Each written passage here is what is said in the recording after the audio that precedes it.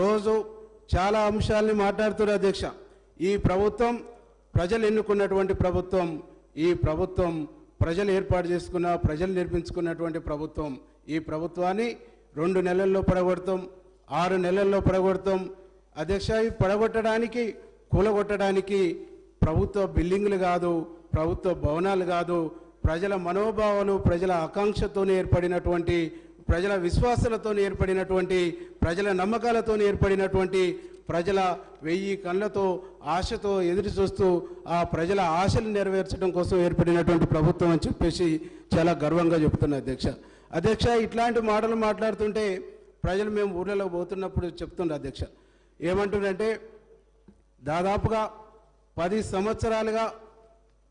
సంవత్సరాలుగా వీరు చేసినటువంటి దోపిడీ, వీరు చేసినటువంటి అక్రమాలు, వీరు చేసినటువంటి అన్యాయాలు, వీరు చేసినటువంటి మోసాలు, వీరు చేసినటువంటి అనేక అవకతవకలు ఒక్కొక్కటిగా బయటకు వస్తుంది, ఒక్కొక్కటిగా బయటపడుతుంది. కాబట్టి ప్రజలను మైండ్ని డైవర్ట్ చేయడం కోసం, ప్రజలను తప్పుదారి పట్టించడం కోసం, ప్రజల యొక్క దృష్టిని మళ్లించడం కోసం మాత్రమే ఈ పదాలు వాడుతుర్రు, ఈ పదాలు మాట్లాడుతుర్రు అని చెప్పేసి ప్రజలు చాలా స్పష్టంగా అర్థం చేసుకుంటారు, అర్థమవుతుందని చెప్పేసి ఈ సందర్భంగా మీకు గుర్తు చేస్తా ఉన్నా అధ్యక్ష.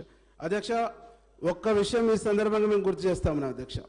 ఈరోజు తెలంగాణ వచ్చిన తర్వాత తొలి ముఖ్యమంత్రి దళితుడే అన్నారు.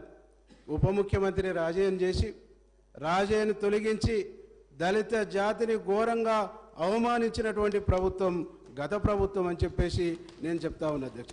రాజయ్యని ఎందుకు తొలగించారు, ఏ కారణం చేత తీసేసిరు, ఏ కారణం చేత పక్కకు పెట్టిరు అనేది ఈనాటికి ఆన్సర్ లేనటువంటి ఒక సందర్భంలో ఈరోజు దళిత జాతి అంతా తీవ్రమైనటువంటి నిరసనతో, తీవ్రమైనటువంటి ఆవేదనతో ఉన్నది. కాబట్టి ఆ సామాజిక వర్గం మా ప్రభుత్వానికి, మా కాంగ్రెస్ పార్టీకి మద్దతు ఇచ్చిందని చెప్పేసి సగర్వంగా ఇవ్వాలని నేను చెప్పుకుంటున్నా అధ్యక్ష.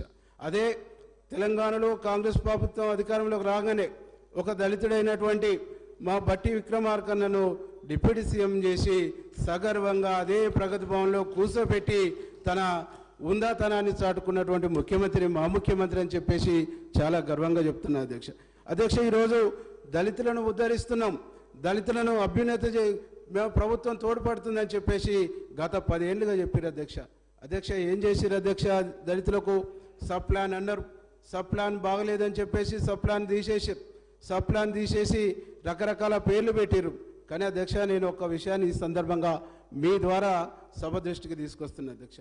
గతంలో కాంగ్రెస్ పార్టీ ప్రభుత్వం ఉన్నప్పుడు ఆనాడు Rajasekhara Reddy SC ST sub plan తీసుకొచ్చి అనేక సంక్షేమ కార్యక్రమాలు చేపట్టిండ్రు. ప్రతి గ్రామంలో ప్రతి సంవత్సరము ఎస్సీలకు ఎస్సీ కార్పొరేషన్ లోన్లు వచ్చాయి, బీసీలకు బీసీ కార్పొరేషన్ లోన్లు వచ్చాయి, ఎస్టీలకు ఎస్టీ కార్పొరేషన్ లోన్లు వచ్చాయి. ఒక్కొక్క గ్రామానికి, పెద్ద గ్రామం అయితే 10 యూనిట్లు, 15 యూనిట్లు, 20 యూనిట్లు వచ్చేది. బీసీలకు కూడా 10 యూనిట్లు, 15 యూనిట్లు, 20 యూనిట్లు వచ్చేసేది. అట్లాగే వీటితో పాటు ఇండస్ట్రియల్ లోన్స్ కూడా ఎస్సీలకు ఉండేది. ఈ రకరకాల పేర్లు పెట్టేసి దాదాపుగా 5 సంవత్సరాలంటే పెద్ద గ్రామానికి 20 యూనిట్లు ఉంటే 5 సంవత్సరాలలో ఒక్కొక్క గ్రామానికి 100 యూనిట్లు వచ్చేది. 10 సంవత్సరాల కాలంలో ఒక్క విలేజ్కి 200 యూనిట్లు గతంలో వచ్చినటువంటి ఒక పరిస్థితి మనం చూసినాం. ఆ యూనిట్లలో 10 లక్షలు, 8 లక్షలు, 9 లక్షలు, 5 లక్షలు, ₹1,00,000 వరకు కూడా యూనిట్స్ ఉండేవి. ఇవన్నిటి కూడా తీసేసారు, ఇవన్నిటి కూడా బొందబెట్టేసారు, ఇవన్నిటి కూడా ఖతం చేసేసి దళిత బంధు అనే ఒక ముద్దు పేరు పెట్టేసి కొంతమందికి ఇచ్చేసి, ఆ ఇచ్చిన దాంట్లో కూడా రకరకాల అవినీతి, అది నేను చెప్పిన మాట కాదు, అప్పటి ముఖ్యమంత్రి అవినీతి గురించి బయటపెట్టినటువంటి ఒక విషయాన్ని ఈ సందర్భంగా గుర్తు చేస్తున్నది. అట్లా ఈ విధంగా దళిత జాతిని మోసం చేయడంతో పాటు అనేక రంగాల్ని, బీసీలను కూడా మోసం చేశారు. బీసీ కార్పొరేషన్ లోన్లు పోయినాయి, బీసీ ఇండస్ట్రియల్ లోన్స్ పోయినాయి. ఇవన్నీ మోసం చేసినటువంటి ఒక పరిస్థితుల్లో ఈ వర్గాలకు అభ్యున్నతి కలగాలంటే, ఈ వర్గాలకు మేలు జరగాలంటే, ఈ వర్గాలకు న్యాయం జరగాలంటే ఒక కాంగ్రెస్ పార్టీ శ్రీరామ రక్ష అని చెప్పేసి తెలంగాణ సమాజం భావించి ఈరోజు కాంగ్రెస్ను ఆదరించిందని చెప్పేసి సగర్వంగా నేను చెప్తా ఉన్నా అధ్యక్ష. 2 విషయాలను మనం గుర్తు చేసుకోవాలి. తెలంగాణ ఉద్యమం నడిచిందే నీళ్లు, నిధులు, నియామకాలు. నీళ్లు, నిధులు, నియామకాలు అనేటువంటి ట్యాగ్ లైన్తోనే తెలంగాణ ఉద్యమం నడిచింది. నీళ్లు నిధులు నియామకాలు అనేటువంటి ట్యాగ్ లైన్ పూర్తిగా ఎగిరిపోయి పూర్తిగా కనుమరుగైపోయి ఇలా ఉద్యోగాలు రాక యువత ఆత్మహత్యలు చేసుకునేటువంటి ఒక పరిస్థితి మనం గమనించినాం అధ్యక్ష మనం చూసుకుంటే ఏ ఉస్మానియా యూనివర్సిటీ అయితే ఉద్యమానికి ఊపిరిలూదిందో, ఏ ఉస్మానియా యూనివర్సిటీ ఉద్యమానికి వాయుపట్టు అయిందో ఆ ఉస్మానియా యూనివర్సిటీలో 1200 పోస్టులు ఉండవలసి ఉండి కనీసం 40% కూడా లేని పరిస్థితుల్లో ఉద్యోగ నియామకాలు చేపట్టినటువంటి ఒక దయనీయమైనటువంటి ఒక పరిస్థితి ఉంది అధ్యక్ష. బడ్జెట్ చూస్తే ఉమ్మడి ఆంధ్రప్రదేశ్లో ఉస్మానియా యూనివర్సిటీకి కేటాయించినటువంటి నిధుల కంట ఇప్పుడు ఉన్నటువంటి ప్రభుత్వం ₹1 కూడా అదనంగా కేటాయించినటువంటి దాఖలాలు లేవు. ఎందుకంటే నాకు ఒక మాట గుర్తుకొస్తుంది అధ్యక్ష.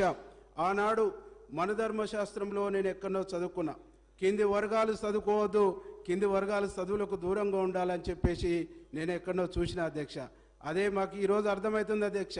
తెచ్చుకున్న 10 సంవత్సరాల ప్రభుత్వంలో తెలంగాణలో వచ్చినటువంటి ప్రభుత్వంలో 10 సంవత్సరాలుగా ఎస్సీ ఎస్టీ బీసీలు చదువుకుంటున్నటువంటి కళాశాలల్ని యూనివర్సిటీల్ని నిర్వీర్యం చేసిరు, వీరిని చదువుకు దూరం చేసిరు అనేటువంటి విషయాన్ని ఈ సందర్భంగా నేను గుర్తు చేస్తున్నా అధ్యక్ష. ఇది దుర్మార్గం కాదా, ఇది మోసం కాదా, ఇది దగా కాదా అని చెప్పేసి ఈ సందర్భంగా నేను గుర్తు చేస్తూ ఉన్నది అధ్యక్ష. ఇవన్నీ కూడా నేను మాట్లాడుతున్నటువంటి మాటలు కాదు అధ్యక్ష, ఇవన్నీ కూడా పేపర్లలో వచ్చినాయి అధ్యక్ష. ఇవన్నీ కూడా సమాజం చూసింది అధ్యక్ష, సమాజం మాట్లాడుతుంది అధ్యక్ష. అభివృద్ధి అభివృద్ధి అభివృద్ధి అని చెప్పేసి అంటారు అధ్యక్ష. సంక్షేమం అంటారు అధ్యక్ష. సంక్షేమం సంక్షేమం అని చెప్పేసి పదే మాట్లాడుతున్నారు అధ్యక్ష. సంక్షేమానికి మేమే ఉదాహరణ, సంక్షేమానికి మేమే పెద్దపీట, సంక్షేమం అంటేనే మేమంటేనే సంక్షేమం అని చెప్పేసి మాట్లాడుతున్నారు అధ్యక్ష.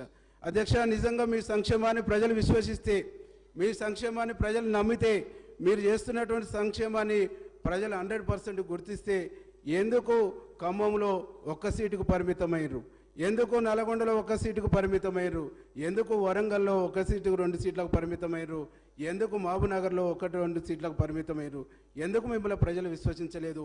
ఇప్పటికైనా గుణపాఠం తీసుకోండి,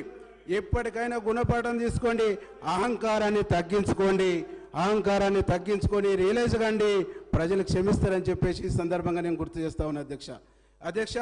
2 విషయాలు మా ముఖ్యమంత్రి గారిని పట్టుకొని అనేక సందర్భాల్లో నోటికి వచ్చినట్టు మాట్లాడుతుంటారు అధ్యక్ష. అనేక సందర్భాల్లో భాషా పండితులు వాళ్ళు అయినట్టు, యువతలోళ్ళు భాష మార్చుకోవాలన్నట్టు, యువతలోళ్ళు మాట్లాడుతుందే తప్పు, అవతలోళ్ళు మాట్లాడుతుందే సత్యం అన్నట్టు మాట్లాడుతారు అధ్యక్ష. ఈరోజు వారి భాష చెప్పుకుంటూ పోతే, వారి భాషను మీకు ప్రస్తావిస్తే, వారి భాషను ఇక్కడ మీ ముందు పెడితే చరిత్ర మనల్ని క్షమించదని చెప్తా ఉంటా అధ్యక్ష. నేను ఒక సందర్భంలో మా ముఖ్యమంత్రి గారికి మా శ్రీధర బాబుని అడిగితే, వారి భాషను మనం అందులో చదవద్దు, వారు చేస్తున్నటువంటి తప్పు మనం చేయొద్దని చెప్పేసి మాకు వారు సూచనలు ఇస్తుంటారు అధ్యక్ష. నిజంగా ముఖ్యమంత్రిని పట్టుకొని ఒక మాజీ శాసనసభ్యుడు, ఒక మాజీ ఎంపీ చెప్పు చూపిస్తే అధ్యక్ష, వాళ్ళు మాట్లాడుతున్నటువంటి భాష ఏంది అధ్యక్ష. అందుకనే మీ ద్వారా ఇక్కడ ఈ సభ ద్వారా మీ దృష్టి